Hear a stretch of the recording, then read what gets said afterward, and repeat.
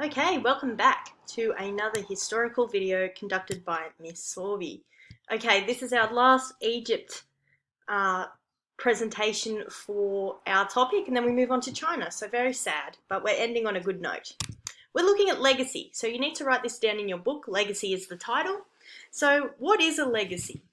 A legacy is something that happens or exists as a result of an earlier time. So mainly the inventions and the ideas are passed down from ancient civilizations to us today. So all ancient civilizations have contributed in some way to the development of a modern society. We come from ancestors and previous people that have been and lived their own lives and developed different inventions to help them live. And we've taken that knowledge and revamped it and made it our own to suit our lives. And then, hopefully in future generations, we'll pass things down to um, humans who are living at a completely different time, and that will help them live their lives. So that's what legacy is all about, how we're remembered, what we pass down. So, from what we've looked at over the last term, what do you think the legacy of ancient Egypt is? We've covered a lot, so let's think about it. What do you think? So, how has Egypt shaped the modern world? Well, when we think about Egypt, we think about the pyramids.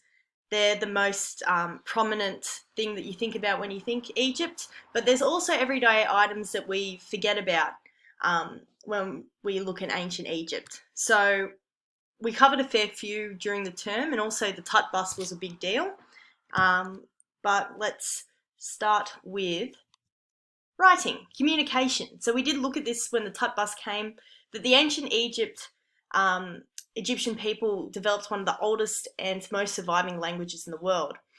Not just the language itself, but the way it was written and also what it was written on. So the Egyptians were the inventors of paper and ink, which we've obviously taken and developed, and we still use it today. So you can thank the ancient Egyptians for all the school books that you have. Okay, they also invented lots of beauty products, and not just for women, but for men as well. So the toothbrush and toothpaste, because they didn't want stinky breath, they even had breath mints. Women would wear high heels, created from animal carcasses, which is a bit how you going, but they also came up with lots of other health and beauty regimes. So on the next slide here, they were the first society to be clean shaven, and they had wigs, which was to avoid baldness. They developed perfume, jewelry, eye makeup, lipstick, and blusher, and nail varnish and hair colouring, as well as linen clothes. So these are things that we still have today. So it's very impressive that they had the original template for pretty much what we use thousands of years later. So around the house, the Egyptians were probably the first people that domesticated the cat, which I'm sure some of you would be very happy with your pet kitties at home.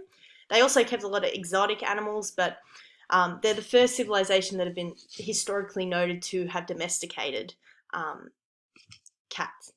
They also were the first to utilize locks and keys.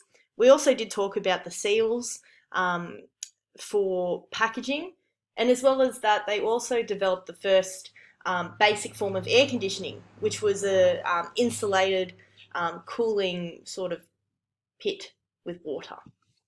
So they were quite ingenious things that they had used to adapt to their everyday lives.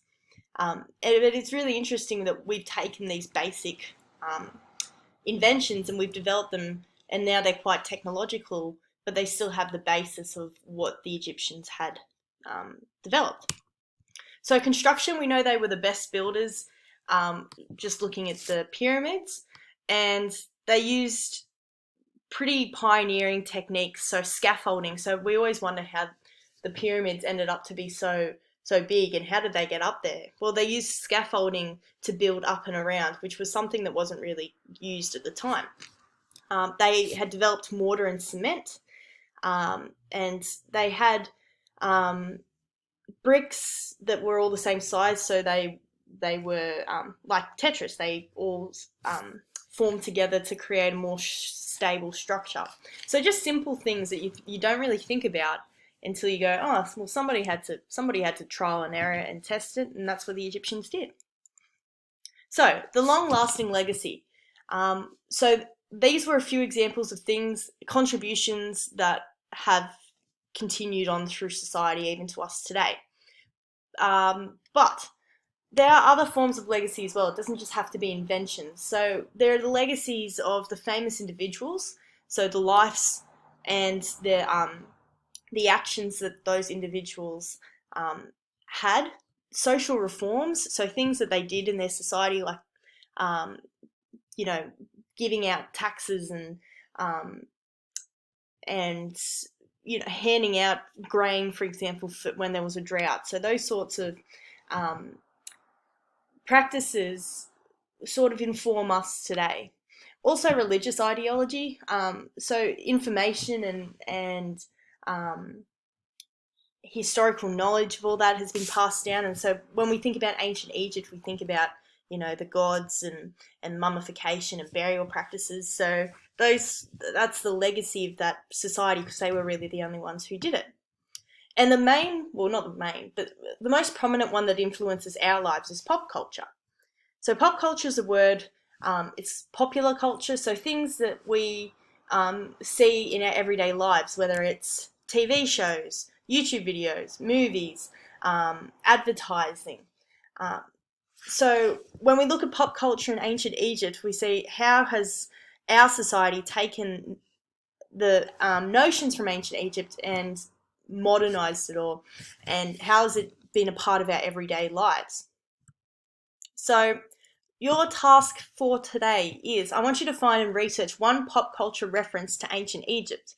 Then you need to answer the 3 questions that are below. So I want you to describe what it is, whether it's a Katy Perry video or a TV show on King Tut as a boy. So it's up to you.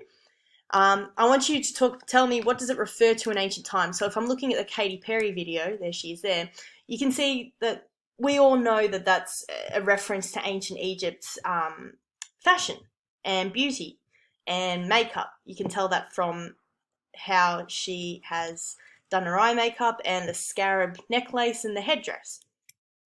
So the 3rd question is it historically accurate portrayal? Why or why not? So do you think in ancient Egypt people would dress like that? Do you think it's been a bit dramatized because it is a pop video? I want your opinions on that, and you need to write that in your book, and we'll talk about it over a Zoom later on.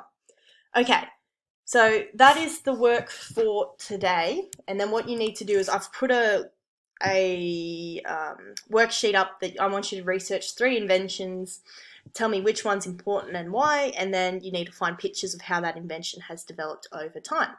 And that's the work for this week, and next week move on to ancient China, which should be very good.